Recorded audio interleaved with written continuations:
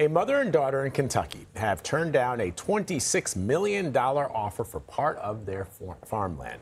CBS News' Jared Ochacher met with this family and asked them why they said no to this massive amount of money. This is the land in rural Kentucky that Delcia and her mother Ida turned down $26 million for. I just said my land is not for sale. I never had a for sale sign on my land. I never wanted to sell my land, never even dreamed of thinking about selling my land, and it's priceless. It's easy to say no to $26 million whenever it really doesn't buy anything that you need.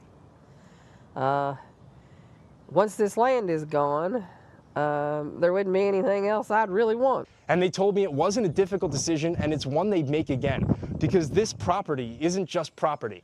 It's a home, and it's a lifestyle of farming that's been passed down in generations and generations of their family. Oh, it's all the time when we had parties. We fixed that back there for the grandkids to have, you know, cookouts.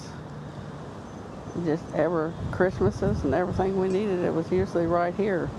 They were offered tens of thousands of dollars per acre, as were a few of their neighbors, so that an unnamed company could build a 2,000-plus acre data center. It would be the biggest project in the state. Most of the people I've been around, please don't let us down, please. Our land won't, our businesses will be destroyed here. Our homes will be no value to them left. Please don't let this happen to our county. A community group called We Are Mason County is suing to try and slow down the process and learn who the organization is, the company is, behind the project. I cannot get enough of these ladies. They're so great. And Jared Ochacher joins us now. There are a few stories that kind of are refreshing in a way that people will act in ways that you don't expect. $26 million. Were they offered that for all of their land or just part of it? Because they could have kept some of the land probably. Right, so between Delcia and Ida, the mother and daughter, they own around 600 acres. And with more of their family, it's over 1,000. So they were offered this money for part of their land, and as you heard, they said no.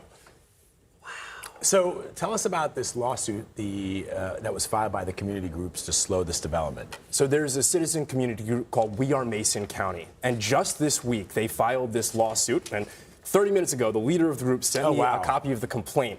And basically what they're arguing is that nowhere in the county zoning ordinance does it say anything about data centers. So they're arguing that if this were to go through, if the construction were to go through, it would be an illegal construction project. Wow. And their goal here is to square that out and also to slow this process down and figure out who this anonymous builder is behind it.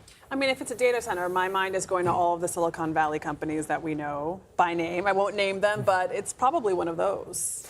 And the lawyer who is representing the citizen group is saying, and at this community meeting I went to on Wednesday, he was saying exactly that. He's like, we need to know who they are. I have a right as the attorney representing people in this community to cross-examine the company behind it. To be able to represent them fairly.